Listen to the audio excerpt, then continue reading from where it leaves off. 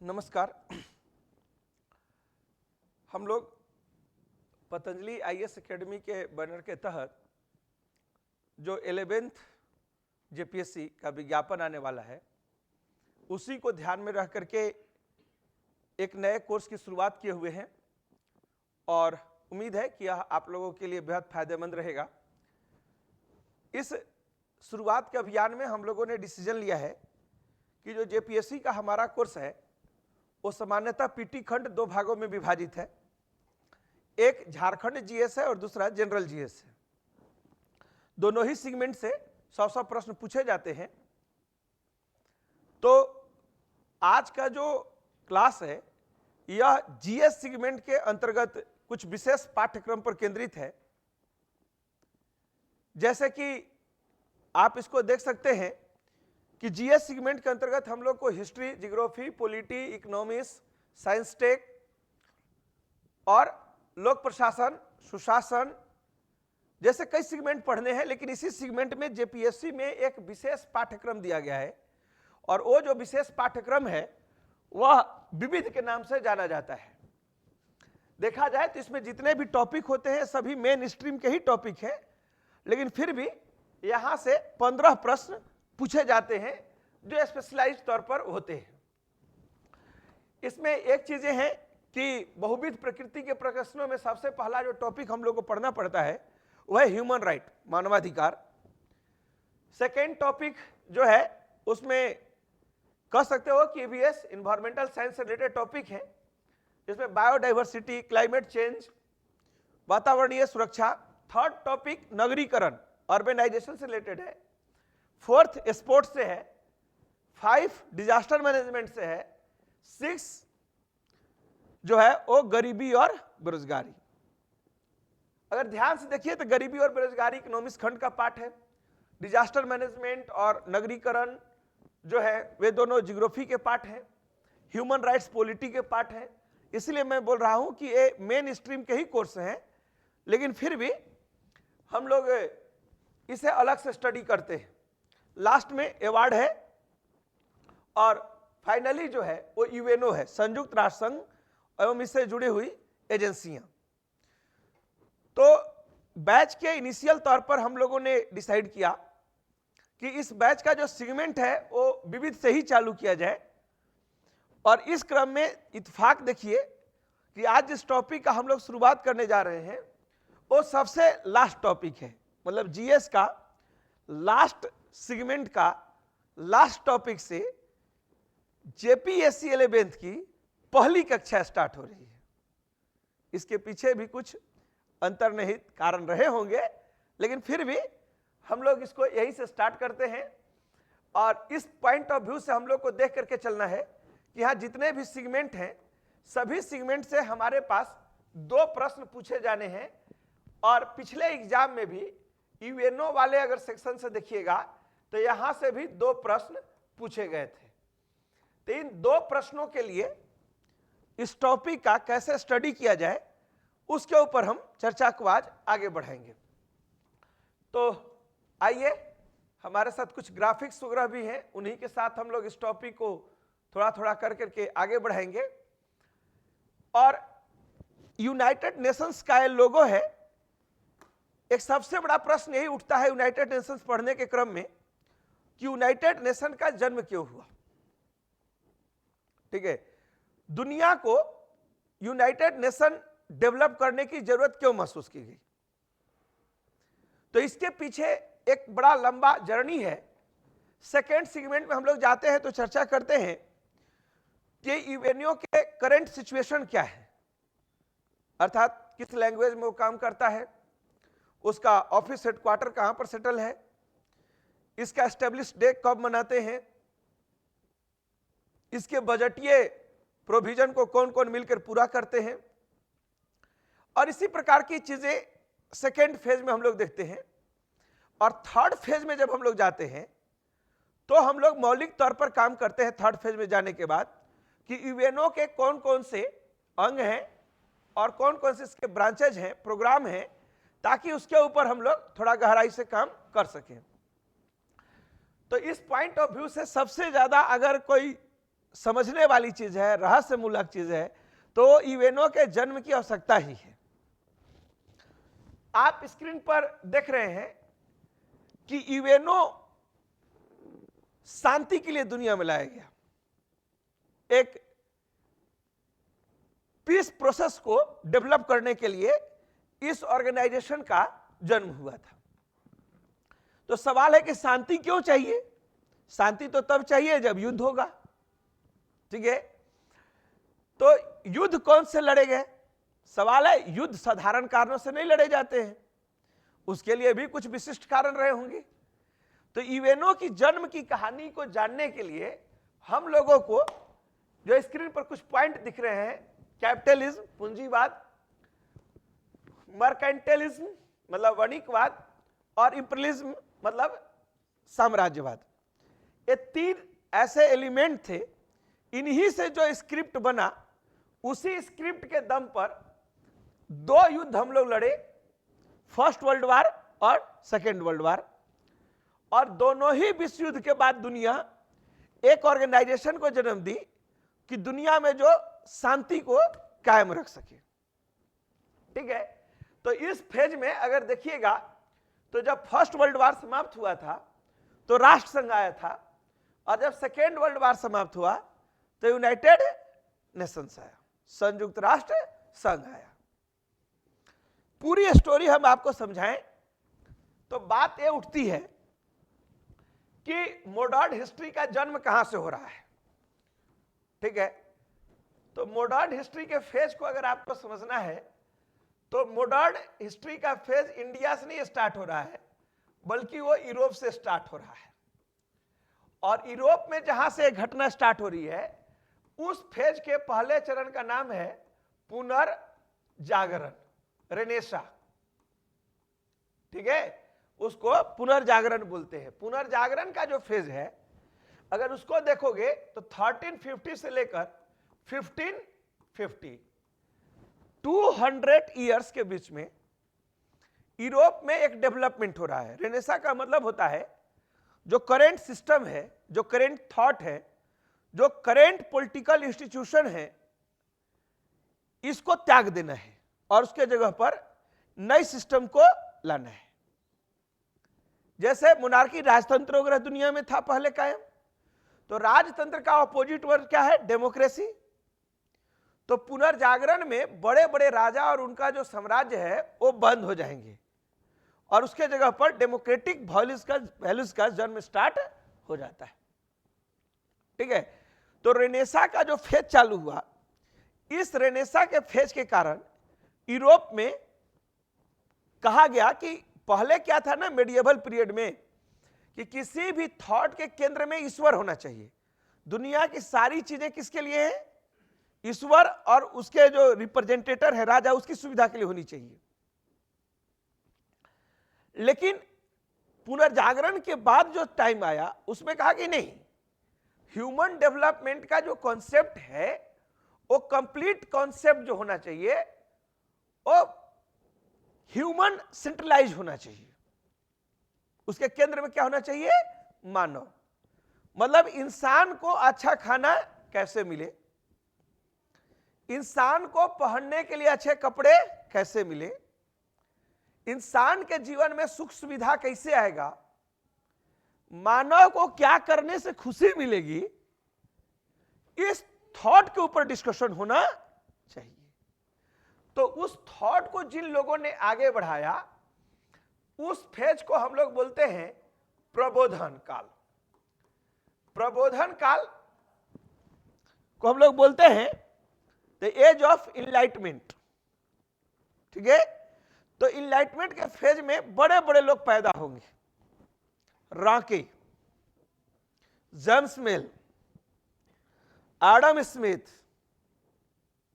ठीक है, Montesquieu, Voltaire, Rousseau, दिदरो, Machiavelli, ठीक है, रॉबर्ट ओवन। ये इतने बड़े बड़े थॉटर थे जिन्होंने जो आइडियोलॉजी दिया उसी पर दुनिया आज तक चल रही है, ठीक है। कहने का अर्थ है कि इस पीरियड में इन लोगों ने क्या दिया, एडम स्मिथ ने कैपिटलिज्म का थ्योरी दिया कि पूंजी को इन्वेस्ट करो, पूंजी से पूंजी जनरेट होता है और पूंजी से पूंजी जनरेट होगा तो पैसा जितना बढ़ेगा उतना वहां इंडस्ट्री लगेगी, वहां व्यापार बढ़ेगा, इंडस्ट्री और व्यापार बढ़ेगा तो लोगों के लिविंग स्टैंडर्ड में चेंजिंग आएगी, बाजार में कंपटीशन आएगा, कंपटीशन से मानव का विवेक बढ़ेगा, लोग तरक्की कर जाएंगे। कार्ल मार्क्स ने समानता की थ्योरी दे दी। जो मॉन्टेस्क्यू जैसे विचारक है उन्होंने कहा कि नहीं, पावर का सेपरेटाइजेशन होना चाहिए। ठीक है, पहले राजा ही एग्जीक्यूटिव है, लेजिस्लेटिव है और जुडिशियरी है, वो तीनों सेक्टर अलग अलग होने चाहिए, तीनों का पावर सेक्टर अलग होना चाहिए। तो जिनका मैं नाम ले रहा था अभी, ये वे लोग थे जो मॉडर्न वर्ल्ड को कॉन्सेप्ट दिए कि आपको फ्यूचर में क्या करना है। ठीक है, तो इनके आइडियोलॉजी से एक दुनिया आई और इन दोनों के दम पर यूरोप में एक काम और शुरू हुआ और वो था रिलीजियस रिफॉर्म। ठीक है, मतलब ईसाई धर्म में ढेर सारी बुराइयां थी क्रिश्चियनिटी में, इन बुराइयों के खिलाफ ईसाई रिलीजन जो है क्रिश्चियन, वो 2 पार्ट में डिवाइड हो गया, कैथोलिक और प्रोटेस्टेंट। जो मॉडरेट थे, लिबरल थे,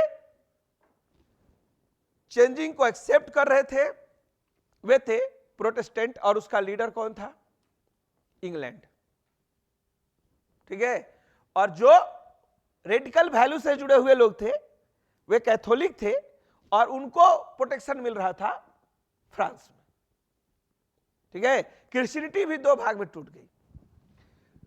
तो renaissance, the age of enlightenment और रिलीजियस रिफॉर्म, इन तीनों जो घटनाएं घटी, इनसे यूरोप में मॉडर्न कल्चर का जन्म हो रहा है।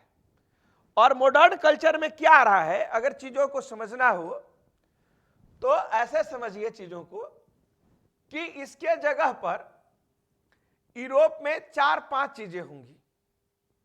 पहला, बड़े पैमाने पर पॉलिटिकल चेंजिंग होगा। ठीक है, लेकिन उसके पहले इकोनॉमिक चेंजिंग में क्या क्या चीजें आ रही हैं उसको भी हम लोग को समझना है। जो भी राजा हो रहे हैं ना, वे ट्रेड को बहुत प्रकार से प्रोटेक्शन दे रहे हैं।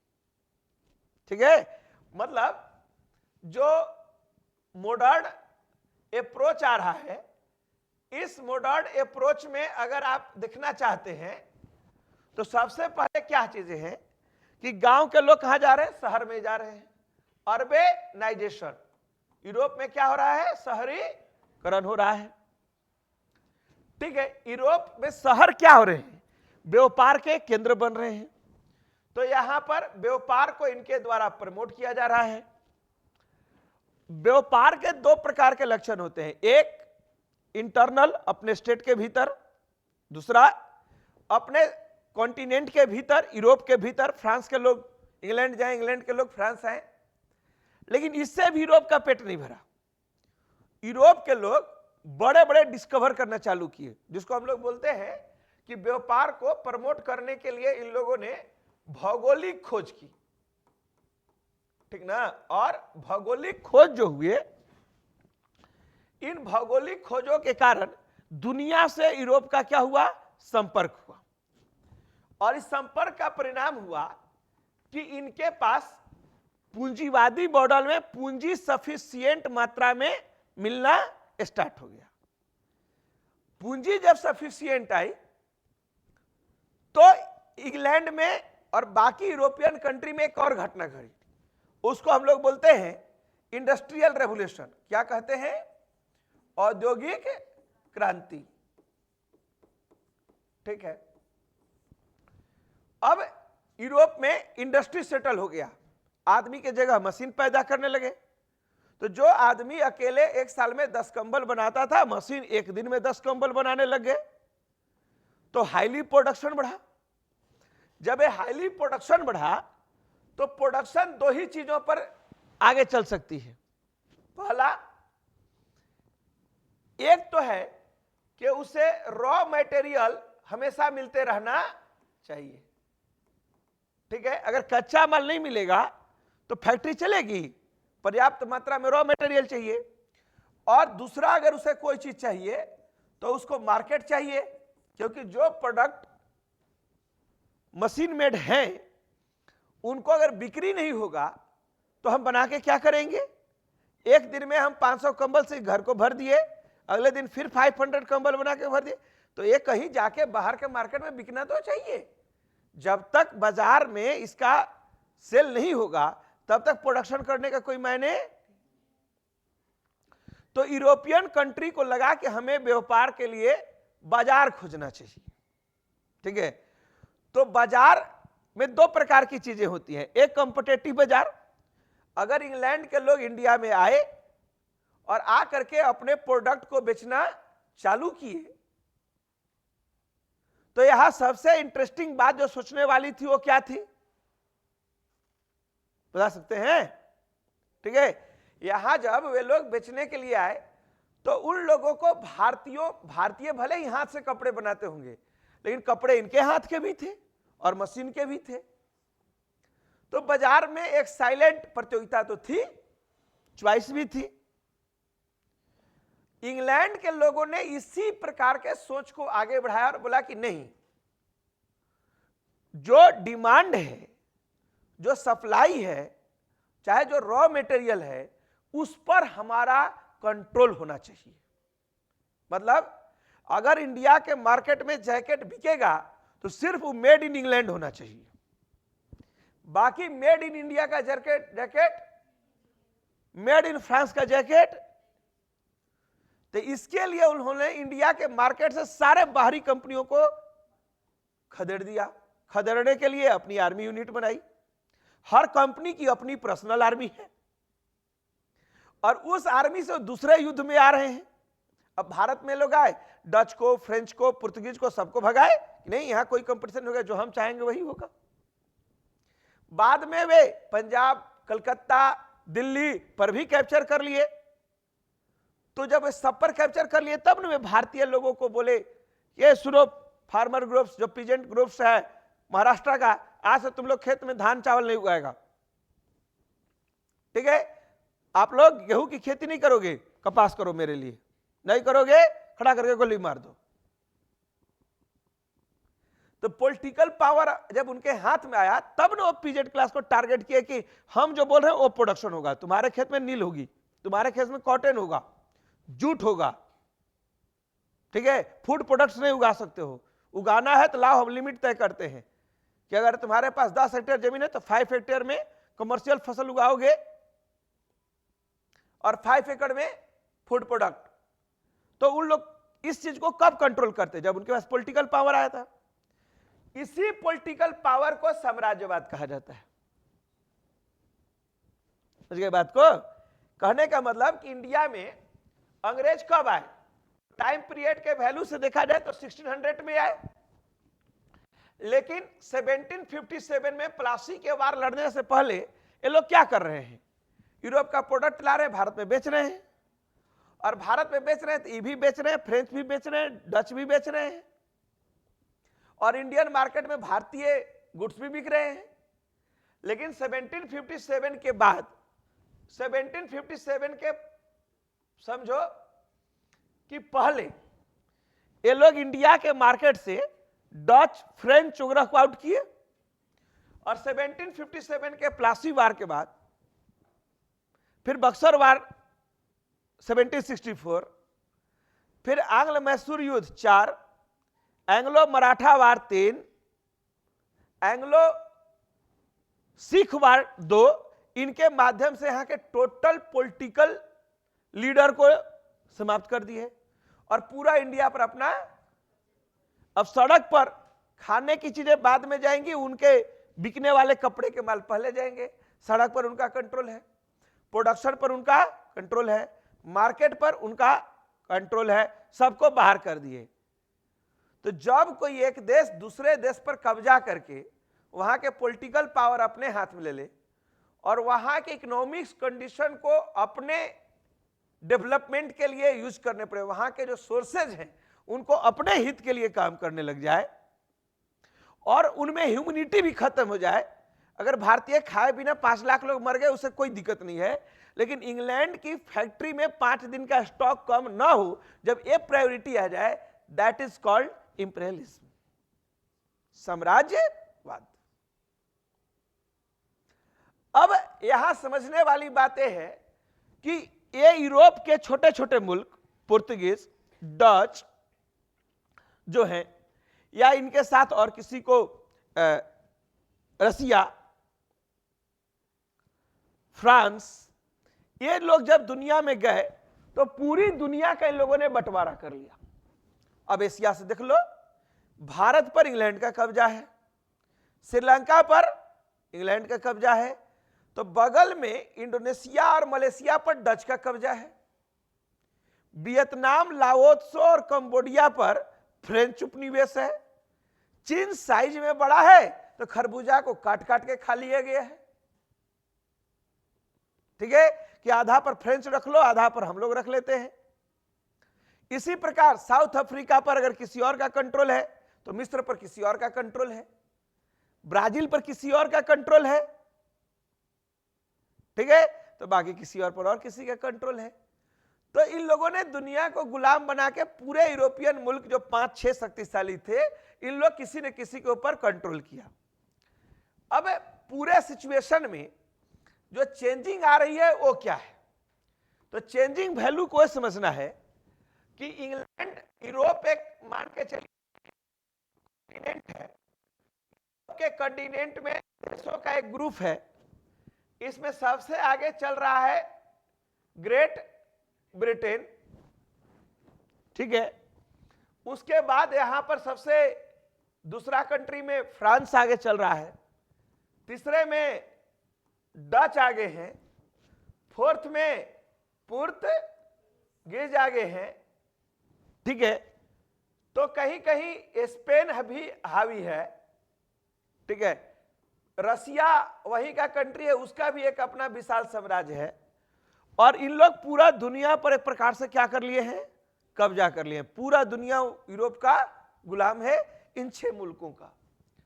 अब यूरोप में ही एक वाइब्रेशन हो रहा है, वहां पर नेशनलिज्म डेवलप हो रहा है कि हर क्षेत्र का अपना, लोग मानते थे कि हम राष्ट्र हैं और राष्ट्र मेरा तरक्की करना चाहिए।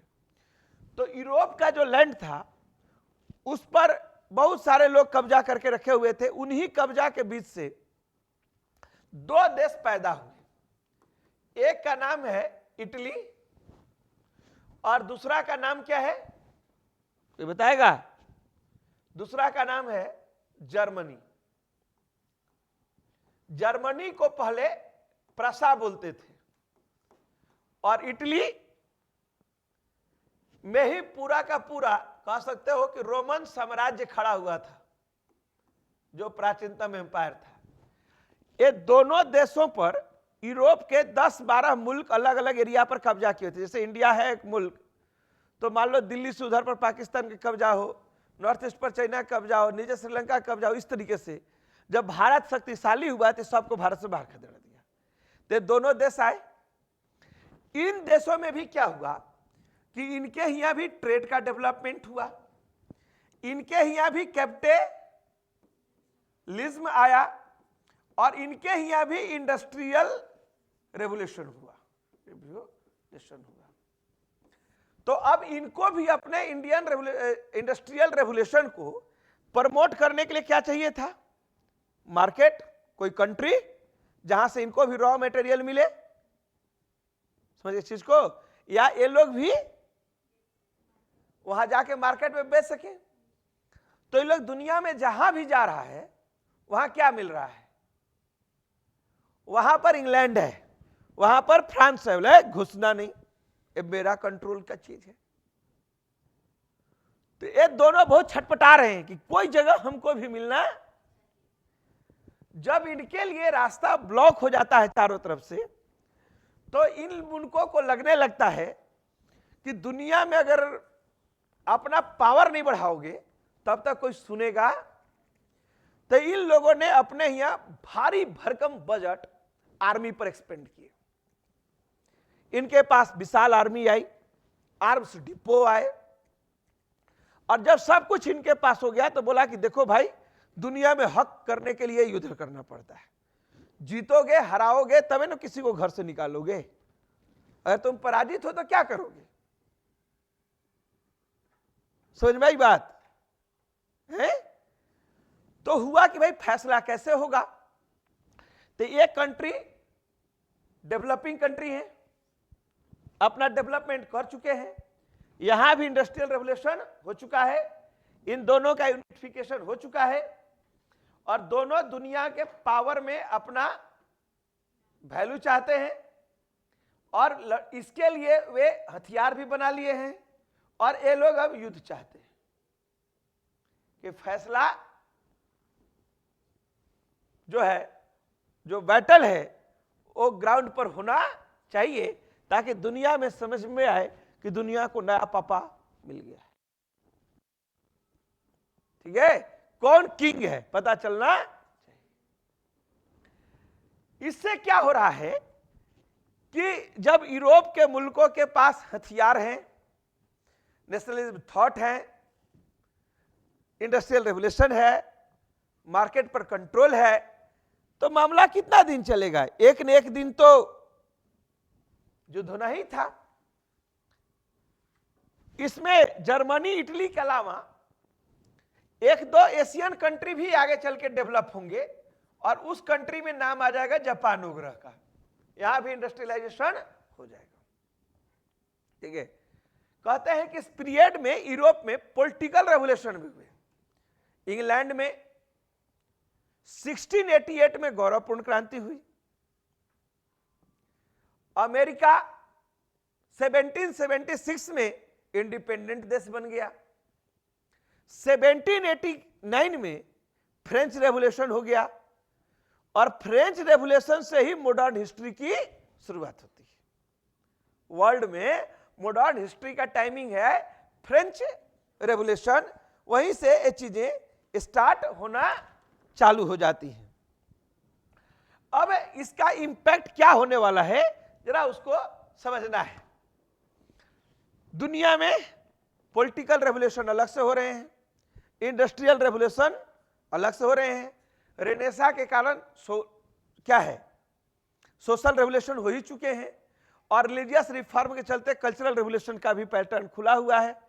सब जगह क्रांति है, दुनिया मेडिएवल हिस्ट्री से निकल करके मॉडर्न एरा में प्रवेश कर रही है, और इस पीरियड में इस प्रकार की चुनौती है। इससे क्या हुआ कि जो दुनिया अलग अलग पार्ट में डिवाइड हुई, वो 1914 में आते आते तक किसके नसीब में क्या मिलना चाहिए, इसको लेकर के यूरोपियन कंट्री जो हैं वो कंप्लीटली डिवाइड हो चुके हैं। ठीक है, 1914 में क्या होने वाला है जी? तो यहां पर होने वाला है फर्स्ट वर्ल्ड वार, और इस वर्ल्ड वार में इंग्लैंड, और इंग्लैंड का साथ कौन दे रहा है? फ्रांस, और इनके साथ एक और कंट्री खड़ा है रसिया, इन्हीं के साथ है जापान, और इन्हीं के साथ है इटली, तो समझ सकते हैं, और इन्हीं के साथ है यूएसए, अमेरिका भी। ये सब एक ग्रुप में है, दोस्त। ठीक है, और इनको जो टक्कर दे रहे हैं उसमें सबसे आगे जो कंट्री है वो है जर्मनी। जर्मनी को यूरोप का ही एक देश है ऑस्ट्रिया, उसका भी साथ मिल रहा है। ऑस्ट्रिया हंगरी पहले एक ही में थे। और यूरोप में एक मुस्लिम कंट्री है टर्की। ये तीनों एक ग्रुप में है। ठीक है, और फर्स्ट वर्ल्ड वार लड़ा जा रहा है। कहने के लिए तो यूरोप के 3 वर्सेस इन कंट्रियों का झगड़ा है। ठीक है, एशिया का जापान एंट्री लिया हुआ है, अमेरिका से यूएसए का एंट्री हो चुका है। लेकिन डायरेक्ट या इनडायरेक्ट तौर पर दुनिया के इसमें 65 देश 65 कंट्री इन्वॉल्व थे जो युद्ध से जुड़े थे। कहते हैं कि जब फर्स्ट वर्ल्ड वॉर समाप्त हुआ तो फर्स्ट वर्ल्ड वॉर में जिस प्रकार से लोग मरे, अगर कभी उसको ध्यान में रखा जाए तो ज्यादा चीजें हम आपको क्या बताएं कि युद्ध में क्या परिणाम आए, लेकिन फिर भी लोग बोलते हैं कि जर्मनी से 18 लाख लोग मरे। इस युद्ध में जर्मनी से कितने लोग मरे?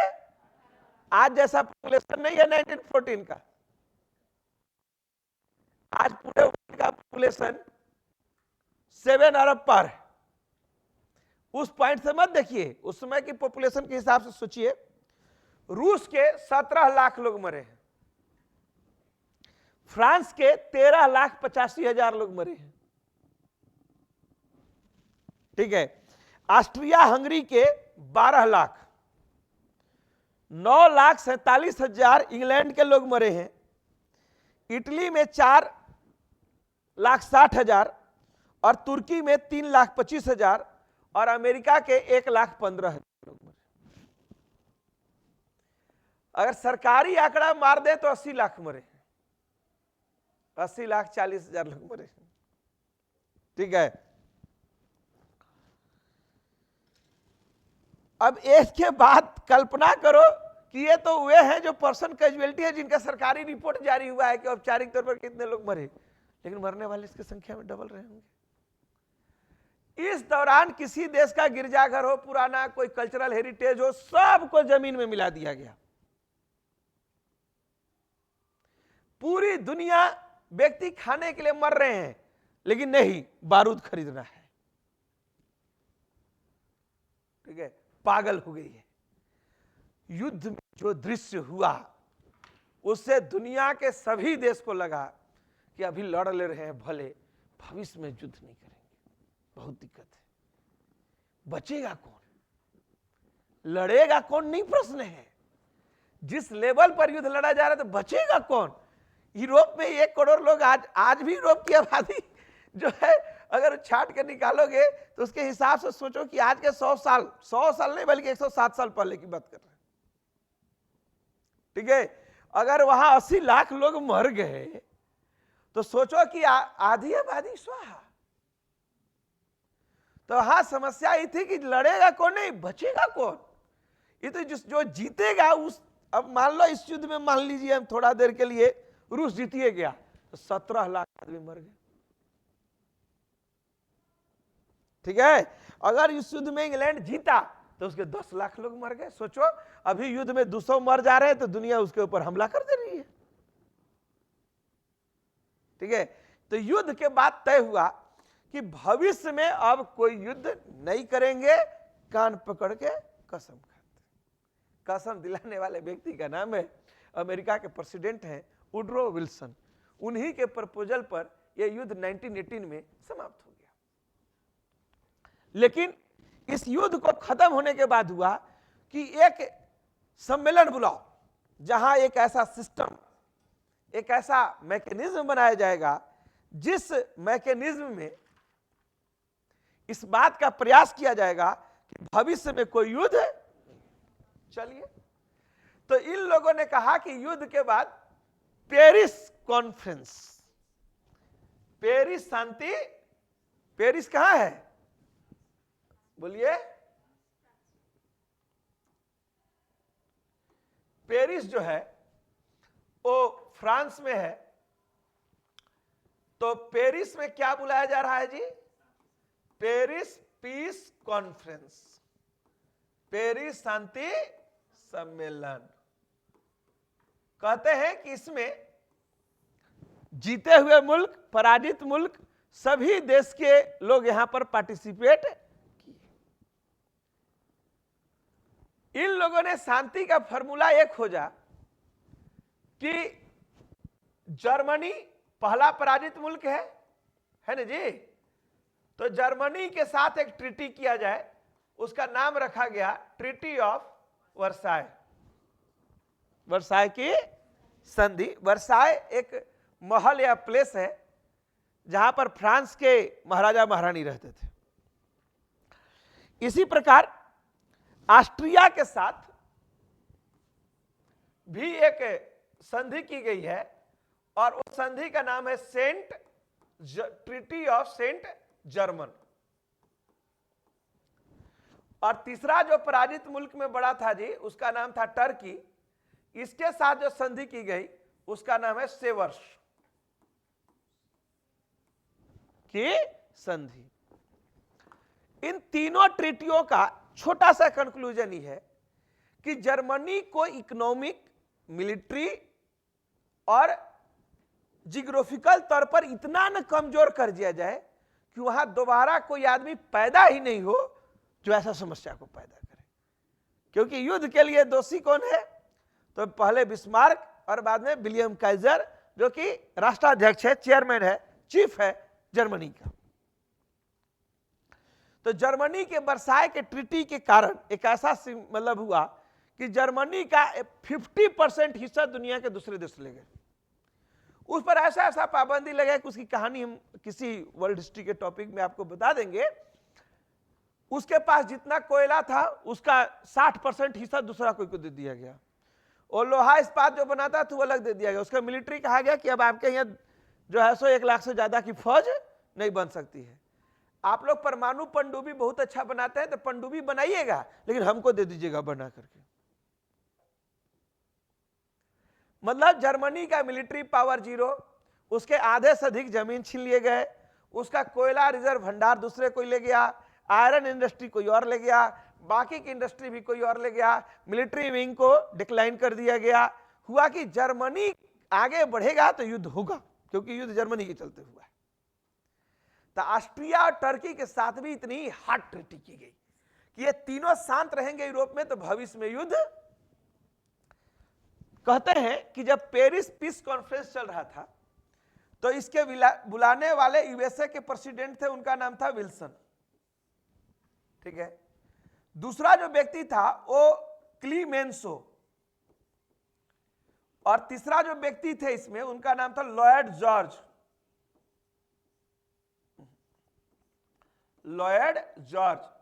और चौथा जो व्यक्ति था उनका नाम था ओरलैंडो। ये 4 लोग जो थे वो बेहद पावरफुल लोग थे, जो पेरिस पीस कॉन्फ्रेंस के 4 हीरो थे। यही बैठते थे तो सम्मेलन चालू होता था।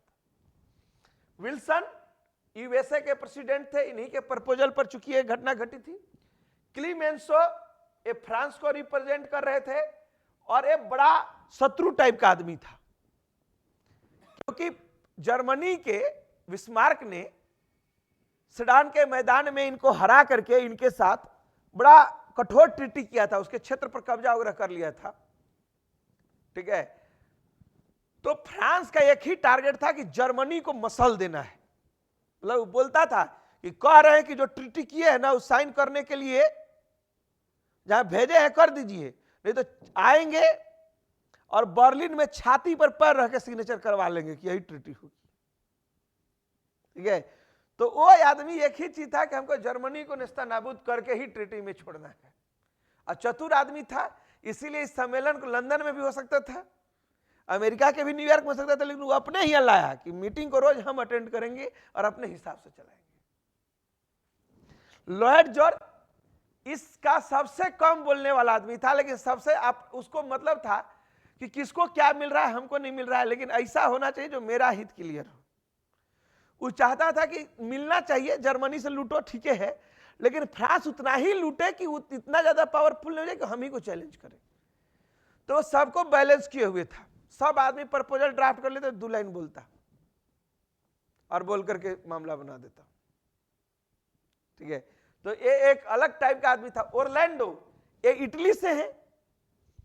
अब यहां याद रखना है तुम लोग को कि देखो यहां हम बताए हैं कि इटली और जापान ये दोनों फर्स्ट वर्ल्ड वॉर में विजेता मुल्क हैं, ये जीते हुए हैं। लेकिन इस मीटिंग में इटली को चाहता था कि उसे फ्यूम पर राइट मिल जाए, एक बंदरगाह है फ्यूम। इसी प्रकार जापान भी चाहता था कि कुछ जगह हमें भी मिले मंचूरिया वगैरह का, लेकिन उसमें जापान और इटली को सुनने वाला कोई नहीं था, क्योंकि युद्ध में इनका परफॉर्म बहुत अच्छा ये दोनों कंट्री विजेता थे, लेकिन ये दोनों कंट्री पेरिस से वापस गए तो एक लाइन लेके गए कि देखो युद्ध जीतने से कुछ नहीं होता, अपना औकात है तबे तुमको कोई बुलाएगा, इज्जत देगा, चाहे प्रतिष्ठा देगा, बाकी कल्पना छोड़ दो कि तुमको बाकी के नजरिए से कोई कुछ देने वाला है। ठीक है, इसीलिए जब सेकेंड वर्ल्ड वार होगा तो जर्मनी को असली पार्टनर मिलेगा कौन? इटली और जापान। ये इटली और जापान कौन है? ये वही लोग हैं जो कि ठीक है विजेता थे, लेकिन उनको मलाई बंटवारा में अच्छा हिस्सा नहीं मिला था, इसीलिए दोनों असंतुष्ट थे। ठीक है, अब यहां पर क्या होगा? इसी पेरिस शांति सम्मेलन में हुआ कि दुनिया में युद्ध न हो, इसके लिए एक मैकेनिज्म बनाना बहुत जरूरी है। और वो मैकेनिज्म क्या होना चाहिए? तो उसके लिए पेरिस शांति सम्मेलन जो तुमको हम बता रहे थे अभी, जो पेरिस पीस कॉन्फ्रेंस हो रहा है, इस पीस कॉन्फ्रेंस में एक फैसला हो रहा है कि भविष्य में युद्ध न हो, इसको रोकने के लिए एक ऑर्गेनाइजेशन बनना चाहिए। उस ऑर्गेनाइजेशन का नाम क्या होना चाहिए? तो उसका नाम रखा गया, जो लोग उस समय आप यहां देख रहे हैं मैप में लिखा हुआ है 1920 में। पेरिस शांति सम्मेलन कब हो रहा है? 1919 में। और 1920 में संस्था जन्म ले रही है लीग ऑफ नेशन। इसी संस्था को हिंदी में क्या बोल रहे हैं? राष्ट्र संघ।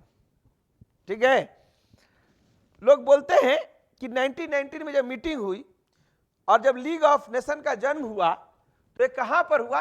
अगर कोई पूछे तो ये संस्था बनी पेरिस में।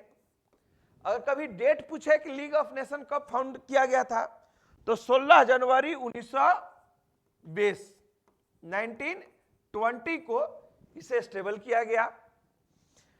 जब ये स्टेबल हुआ था तो कितने कंट्री इसके मेंबर थे? तो इसको पीछे जो मेंबर का सपोर्ट था वो कंट्रियों की संख्या थी आपको 42 देश। ठीक है, एक समय ऐसा आया था जी कि 1935 में दुनिया के 58 कंट्रीज लीग ऑफ नेशन में आ गए थे, जो काम क्या था कि दुनिया में सेकेंड वर्ल्ड वार नहीं होना चाहिए। ठीक है, तो पेरिस प्रथम विश्व युद्ध के बाद द्वितीय विश्व युद्ध न हो, इसको रोकने के लिए एक ऑर्गेनाइजेशन सेटअप हो रहा है। उस ऑर्गेनाइजेशन का नाम है लीग ऑफ नेशन। और लीग ऑफ नेशन के कितने कंट्री मेंबर हैं? शुरू में 42, बाद में 58। ये इनकी जिम्मेवारी थी कि यो युद्ध का कोई नौबत आए तो युद्ध को टाल दे। ठीक है, लेकिन अब सोच लो 1939 में सेकेंड वर्ल्ड वार शुरू हो रहा है, तो इसका मतलब हुआ कि ये युद्ध को टाल नहीं पाए। अब युद्ध को क्यों नहीं टाल पाए? तो इसके पीछे 2-3 मेजर लीग ऑफ नेशन पर दिए जाते हैं। पहला पॉइंट बड़ा इंपॉर्टेंट है। लोग बोलते हैं कि League of Nation just like a dog which could bark but can't bite. मतलब लीग ऑफ नेशन को एक काम तो दिया गया कि तुम भविष्य में युद्ध नहीं रोको, लेकिन अगर लीग ऑफ नेशन देख रहा है कि यह देश उदंड है या गलती कर रहा है, इसके चलते हो सकता है, तो उसको रोकेगा कैसे? इसके लिए उसके पास अपना आर्मी नहीं था। तो लीग ऑफ नेशन के पास कोई पुलिस वर्क करने का पावर, किसी कंट्री के गलत कार्य को दबाने के लिए अपने हाथ में पावर नहीं था। इसके लिए वो मेंबर पर डिपेंड था। इसलिए कहा गया कि League of Nation just like a dog, एक कुत्ते के समान है जो भोगता है, देखो गलत कर रहा है युद्ध हो जाएगा, बट कांट बाइट। उसे जाके कूद करके काटने का पावर नहीं है, क्योंकि उसका अपना मिलिट्री विंग नहीं है। दूसरा, इस युद्ध को नाम था कि लीग ऑफ नेशन को रोकना है, but league of nation dependent किसके ऊपर है? उन 42 कंट्रीज पर है। और ये 42 जो कंट्रीज हैं वे अपने सुविधा के अनुसार जजमेंट कर रहे हैं। हमको इस सूट है तो हमको कोई दिक्कत नहीं। तो इससे लीग ऑफ नेशन अपने वर्क में सक्सेस नहीं हो पाया। और इसका अल्टीमेट क्या हुआ कि 1919 में पेरिस पीस कॉन्फ्रेंस हो रहा है और द्वितीय विश्व युद्ध, ठीक है, कि नौबत आ जा रही है। 1939 से लेकर 1945 के बीच में दुनिया क्या देख रही है? दुनिया देख रही है सेकेंड वर्ल्ड वार। अब सवाल है कि वर्ल्ड वार के लिए एक तो ठीक है, लीग ऑफ नेशन जिम्मेवार था जो अपना ड्यूटी को ठीक से नहीं निभाया, लेकिन और भी कोई कारण जिम्मेवार थे क्या? तो लोग इसके लिए बोलते हैं unsatisfactory treaty in Paris peace conference. मतलब यहां पर असंतोष पूर्ण संधि, मतलब पेरिस पीस कॉन्फ्रेंस के बाद न्यूली की ट्रीटी हो, सेव्रे की ट्रीटी हो या वर्साई की ट्रीटी हो, खास करके वर्साई की ट्रीटी में जिस तरीके से जर्मनी को बेइज्जत करके शांति खरीदी गई थी, जर्मन की जनता बहादुर जनता है।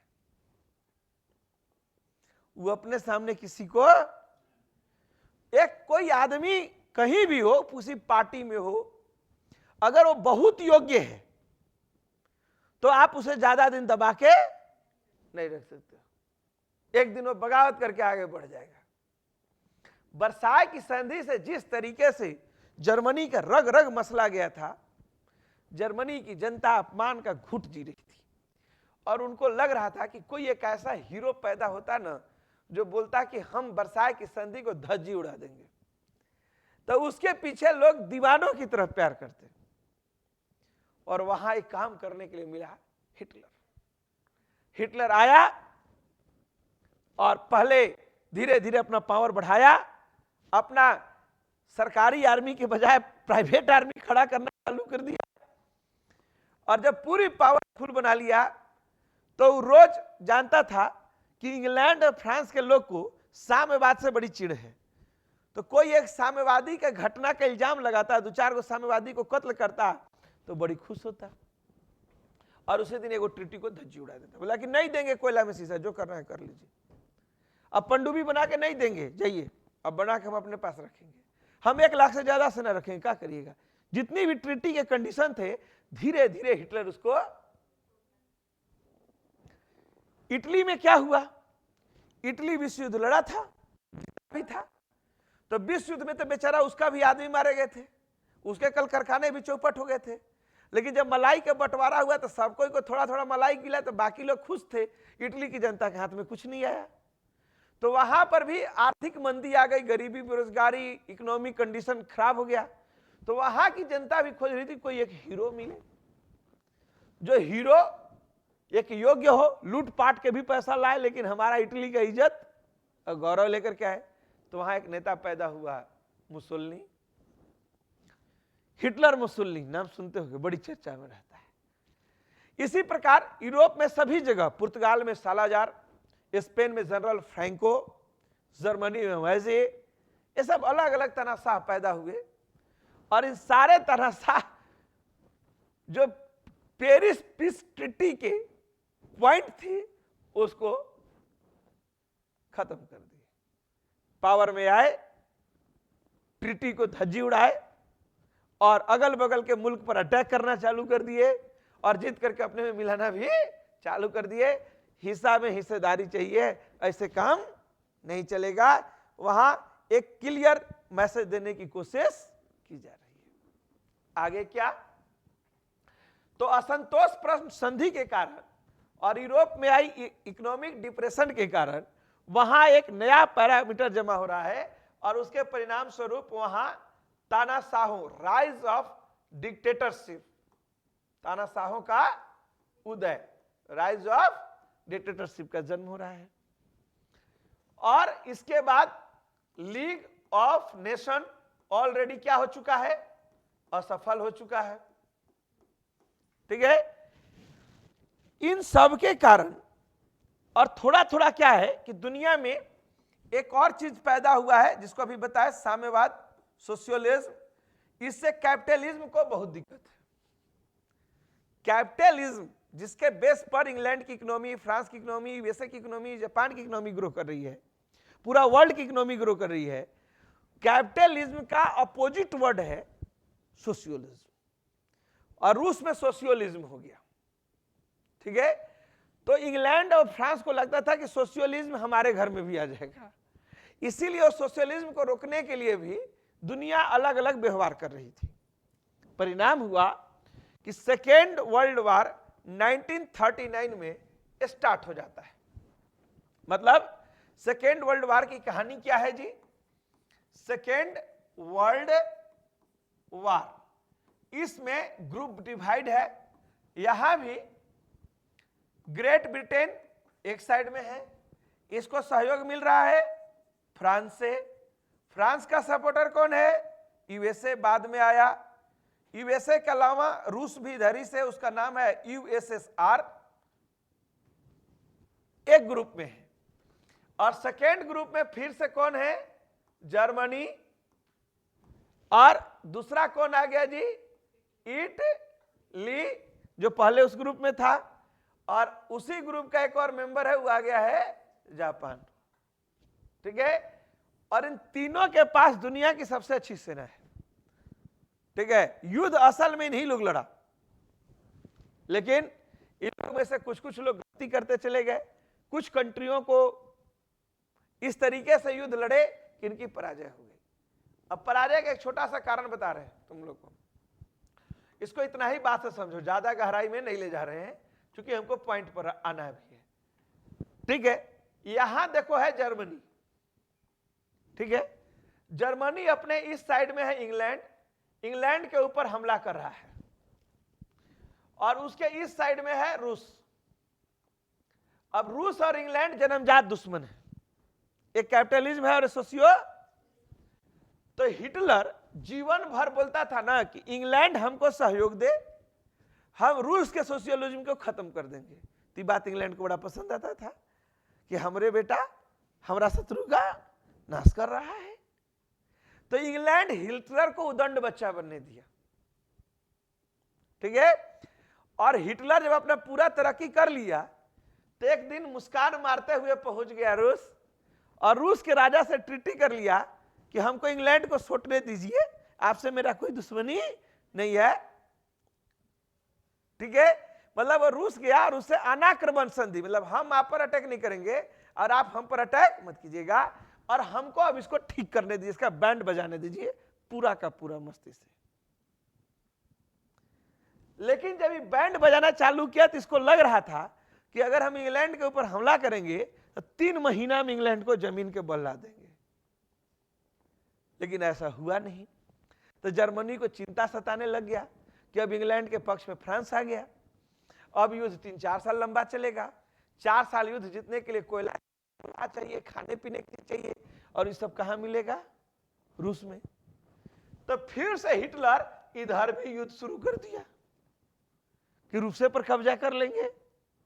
तो अब रूस और इंग्लैंड जन्मजात दुश्मन है, लेकिन जर्मनी इसको भी सोच रहा है और इसको भी सोच रहा है, तो मजबूरी में दोनों फ्रेंड बन गए, कोई उपाय नहीं था। ठीक है, और जर्मनी को क्या हुआ कि अगर इसके 10 लाख फौज है तो 5 लाख यहां भेजना है, तो 5 लाख इधर भी भेजना है, तो फौज भी 2 भाग में डिवाइड हो गई। तो युद्ध का जो प्रहार था वो कमजोर हो गया। इसी प्रकार जापान बेवजह के अमेरिका के पर्ल हार्बर पर हमला करने चल गया, इसे अमेरिका को युद्ध में आना पड़ा। जो पर्दे के पीछे से थे उनको फ्रंट पर बैटिंग करनी पड़ी, तो उसमें इन लोगों को क्या हो गया? नुकसान उठाना पड़ गया। खैर, विश्व युद्ध फिर से ग्रेट ब्रिटेन, फ्रांस, यूएसए और यूएसएसआर ये चारों जीत गए, और फिर जर्मनी, इटली और जापान हार गए। लेकिन जब यह युद्ध चल रहा है ना, तो आप इसी बात से सुख और दुख का आकलन कर लीजिए कि प्रथम विश्व युद्ध में इतना लोग मारे गए थे, द्वितीय विश्व युद्ध में क्या हुआ होगा? समझ रहे हैं बात को? अगर उसके क्षति का हम लोग आकलन करने लगे, क्योंकि द्वितीय विश्व युद्ध के हथियार पहले वाले से तो अच्छे हैं। कहा जाता है कि द्वितीय विश्व युद्ध में पहले विश्व युद्ध के 4 गुना ज्यादा लोग मारे गए। एक से एक एडवांस वेपन्स तैयार किए गए थे, एकदम ट्रायल पर ट्रायल चल रहा था। अब इसी से अंदाजा लगा लीजिए कि युद्ध के खत्म होने के कुछ दिन पहले जापान के हिरोशिमा पर 6 अगस्त को और नागासाकी पर 9 अगस्त 1945 को परमाणु बम गिराया गया। पूरा शहर में अगर 25 लाख लोग होंगे, 2500 लाख जीरो हो गए। आदमी तो छोड़ो, इमारत तक से बचा नहीं, सब पिघल करके गिर गया।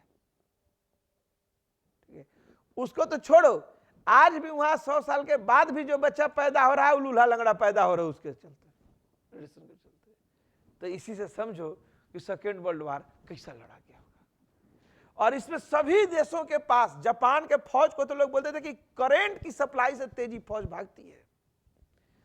जर्मनी का एक स्पेशल ब्रिगेड था, उस ब्रिगेड के बारे में लोग बोलते थे कि एक एक सैनिक एक दिन में 600 लोगों को कत्ल कर सकती थी। इतना भीषण और तगड़ा युद्ध चल रहा था। तो हुआ फिर दुनिया खोजी कि देखो पीस, शांति खोजो। अब ऐसा कोई मैकेनिज्म बनाओ कि थर्ड वर्ल्ड वार ना हो। पहला वाला रुके तो नहीं रुका, तो दूसरा बार फिर से इन लोग अब तैयारी में लगा हुआ है कि दुनिया को एक ऐसे मैकेनिज्म के ऊपर काम करना चाहिए।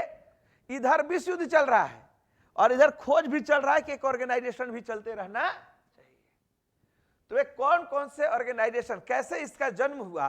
सेकेंड वर्ल्ड वार के दौरान ही इसका जन्म हो रहा है, बाहर नहीं जन्म हो रहा है। तो उससे रिलेटेड कुछ पॉइंट हम लोग चर्चा में रखते हैं। देखो इसके जन्म की कहानी क्या चल रही है, ठीक ना।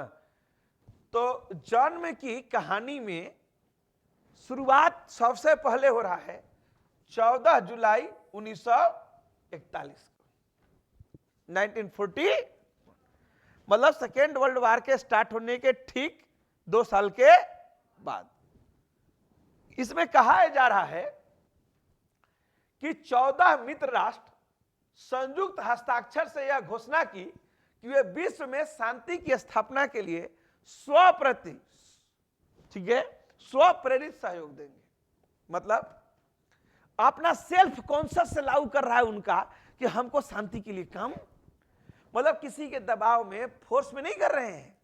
14 मुल्क क्या कह रहे हैं कि स्वतंत्र राष्ट्र की अपना से हर आदमी एफर्ट लगाओ, अपने से इतना जागरूक रहो कि कोई अगला युद्ध नहीं, उसके लिए कुछ छोड़ना भी पड़े तो छोड़ दो, लेकिन अब भविष्य में नहीं लड़ेंगे। बाप रे बाप वाला सिचुएशन है, क्योंकि जो मौत का मंजर नाच रहा है उसको देखने के लिए ही कलेजे चाहिए थे, ठीक है। तो इन लोग अपील कर रहे हैं। फिर 14 अगस्त 1941 अटलांटिक चार्टर, अमेरिका के राष्ट्रपति रूजवेल्ट, और अटलांटिक चार्टर के बारे में लोग बोलते हैं जी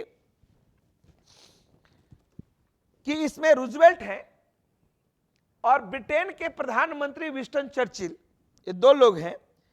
प्रिंस ऑफ वेल्स नामक जहाज पर ये दोनों एक साथ मिलते हैं अटलांटा में, और वहीं पर यह डिक्लेयर होगा कि मित्र राष्ट्र विश्व की स्वतंत्रता के लिए युद्ध कर रहे हैं। इन लोग क्या कहा कि दुनिया में हम लोग युद्ध इसलिए नहीं कर रहे हैं कि हम लोग को राजा बनना है, हम युद्ध इसलिए नहीं कर रहे हैं कि दुनिया में हम लोगों को, बाकी लोगों को गुलाम बनाना है। हम युद्ध क्यों कर रहे हैं? हम युद्ध इसलिए कर रहे हैं कि पूरी दुनिया में शांति आ सके। शांति के भूत सवार है इनके ऊपर, ठीक है। अब हुआ कि इसके बाद 1 जनवरी 1942 का डेट है। अमेरिकी राष्ट्रपति रूजवेल्ट अपने सभी पार्टनर राज्यों के मीटिंग के लिए एक शब्द का यूज कर रहे हैं, संयुक्त राष्ट्र।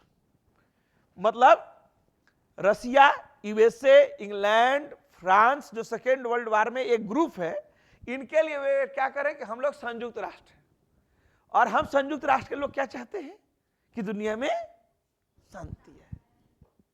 हम युद्ध क्यों लड़ रहे हैं? क्योंकि दुनिया में शांति हो। हमको विजेता बनने का कोई शौक नहीं है। ठीक है, तो इन लोग अब दुनिया में देखो, इसको बोलते हैं कि जब लात जूता खाए तो बुद्धि आए। इन लोग लड़ के देख लिया कि ना ना ना, लड़ने में मान लीजिए ठीक है जीतिए जाएंगे, तो जीत के क्या करेंगे? हमरो घर के तो 20 लाख आदमी मरिए न गया, बचा का पाए। युद्ध में विजय तो वो है कि हमको कुछ न नुकसान हो। तो भाई युद्ध है, आप 10 बेसी मारे हैं, हम 10 कम मारे हैं, लेकिन मारे तो दोनों हैं। अर्थव्यवस्था, अगर जापान के ऊपर हमला हो रहा है तो जापान का 2 शहर बर्बाद हो रहा है, तो जापान भी पर्ल हार्बर को बर्बाद कर रहा है, ये थोड़े ना को छोड़ दिया है। ठीक है, इंग्लैंड युद्ध जीत गया है, लेकिन उसका कल कारखाना पर इतना बम गिरा हुआ है कि कारखाना के ईंटा उठाए वाला आदमी नहीं। ठीक है, तो यह विजेता जीत के भी हार गया है और आत्मा से हार गया है कि अब युद्ध नहीं, बहुत लड़ लिए, छोटा छोटा युद्ध तो लड़वे करते थे, 6-6 साल लड़ रहे हैं, एक से घातक विपिन से लड़ रहे हैं, शांति खोजो। 30 अक्टूबर 1943 दुनिया के कई दादा लोग एक साथ बैठ रहे हैं, इंग्लैंड, अमेरिका, रूस और चीन। ठीक है, मतलब मॉस्को में जो 30 अक्टूबर को इन लोग की मीटिंग होगी, उस मीटिंग में दुनिया के कई मुल्क, खास करके इंग्लैंड, अमेरिका, रूस और चीन, ये 4 मुल्क बैठ रहे हैं जी, और इन लोग कह रहे हैं जितना जल्दी हो सके तत्काल एक इंटरनेशनल ऑर्गेनाइजेशन बनाओ जो युद्ध को रोक दे या तो भविष्य में युद्ध न होने दे। तो बाकी ठीक है, हम लोग जल्द ही एक अंतर्राष्ट्रीय संगठन बनाने के लिए क्या करेंगे? प्रयास करेंगे। तो फिर अगली मीटिंग देखो, स्टेप बाय स्टेप हम लोग बढ़ रहे हैं, देख रहे हो। पहला जगह हुआ कि भाई दुनिया में शांति के लिए सब आदमी को प्रयास करना चाहिए। दूसरा में एक कदम आगे बढ़े कि हम लोग जितने लोग हैं, मित्र राष्ट्र लोग हैं, संयुक्त राष्ट्र लोग हैं, और ये पहल हम लोगों को ही करनी चाहिए। तीसरा लाइन में हुआ कि जो पहल का नाम क्या होगा? तो संयुक्त राष्ट्र। चौथा में हुआ कि एक इंटरनेशनल ऑर्गेनाइजेशन बनाना है हम लोगों को। ठीक है, तुरंत। अब आगे क्या हो रहा है? आइए, 1 दिसंबर 1943 ईरान की राजधानी तेहरान में दुनिया के 3 सबसे पावरफुल लोग हैं। अमेरिका के राष्ट्रपति के नाम है फ्रैंकलिन डी रूजवेल्ट, ब्रिटेन के पीएम का नाम है विंस्टन चर्चिल, और रूस के पीएम का नाम है स्टालिन। ये 3 पावरफुल लोग एक जगह बैठे और इन लोगों ने कहा कि हम सभी विश्व शांति के लिए एक साथ काम करेंगे, और भविष्य में जो इंटरनेशनल ऑर्गेनाइजेशन बनाएंगे उसमें केवल पावरफुल लोग नहीं रहेंगे, बल्कि छोटे छोटे साधारण कंट्री के लोग को भी उसमें शामिल किया जाएगा। समझ में आया बात? मतलब छोटा देश को इज्जत देंगे तो बढ़कर शांत रहेगा, एक कदम और आगे बढ़े। ठीक है, इसके बाद 21 अगस्त से 7 अक्टूबर तक डम्बर्टन ऑक्स एक बिल्डिंग का नाम है। डम्बर्टन ऑक्स जो है वो वाशिंगटन शहर का एक बिल्डिंग का नाम है। इसी बिल्डिंग में दुनिया के देश की मीटिंग हो रही है, और इस मीटिंग में हुआ कि एक इंटरनेशनल ऑर्गेनाइजेशन जो बनेगा दुनिया में पीस कायम करने के लिए, उसके क्या पावर होंगे, उसका फंक्शन क्या होगा, उसमें मेंबर कैसे बना जा सकता है, इन सब चीज को लेकर के एक रूपरेखा निर्धारित की गई। परंतु अमेरिका, रूस, चीन, इंग्लैंड के बीच कुछ मुद्दों पर विवाद उभर गए। ठीक है, इस विवाद को दूर करने के लिए 25 फरवरी 1945 को एक और मीटिंग कंडक्ट हो रही है। इसको बोलते हैं याल्टा सम्मेलन। इस सम्मेलन में अमेरिका, रूस, ब्रिटेन, चीन और फ्रांस, ये 5 कंट्री को बराबर हैसियत का माना गया, और 5 के पास दुनिया के किसी विवाद को हल करने में वीटो पावर दिया गया। अभी वेनो का सबसे ज्यादा विवादित पक्ष यही है। ठीक है, कि दुनिया में कोई भी देश हो, तो आप वीटो पावर लगा सकते हैं। सब देश एक तरफ, एक देश बोला कि नहीं होगा तो नहीं होगा, तो बोलते हैं ना क्या वीटो लगाओगे। तो वीटो वर्ड यहीं से आया है कि अब इसमें देखो कैसे बैलेंस किया गया है। अमेरिका पूंजीवादी मुल्क है, इंग्लैंड पूंजीवादी मुल्क है, और फ्रांस भी पूंजीवादी है। 3 को हो गए। तो रूस सोचा कि हम अकेले रहेंगे तो यूएनओ में हमको कोई कुछ समझेगा नहीं, तो यूएनओ अपने सपोर्ट के लिए किसको लेके आ गया? चीन को। तो चीन भी साम्यवादी कंट्री था और रूस भी साम्यवादी, तो 3 साम्यवादी और 2 साम्यवादी और 3 कैपिटलिस्ट। तो दुनिया के सब पावरफुल मुल्क क्या हो गए? एक प्लेटफॉर्म पर आ गए। और इन्हीं 5 को दुनिया की जिम्मेवारी थी कि भविष्य में युद्ध न हो, इसके लिए ये लोग प्रयास करेंगे। 25 अप्रैल से 26 जून 1945 के बीच में आखिरी मीटिंग कंडक्ट की जा रही है सैन फ्रांसिस्को में।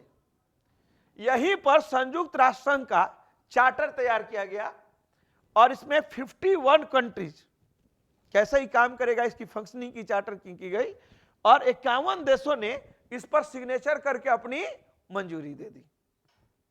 ठीक है, 50 कंट्री सम्मेलन में सिग्नेचर किए थे। एक कंट्री था पोलैंड, 51वां मुल्क, जो बाद में सिग्नेचर किया था। और इस प्रकार ये लोग सिग्नेचर करके इस ऑर्गेनाइजेशन को क्या कर दिए? सेटअप कर दिए। अब ये ऑर्गेनाइजेशन कैसे काम करता है, कैसे आगे बढ़ेगा, ठीक है, इसके जो करेंट स्ट्रक्चर हैं वे कैसे हैं, इससे जुड़ी कुछ जनरल जानकारी क्या चाहिए आपको, इसकी चर्चा कल कर देंगे। ठीक है, 3 दिन का ये पूरा टॉपिक होता है यूएनओ, और 3 दिन के टॉपिक में एक कंप्लीट हो जाएगा। ठीक है, अगली कक्षा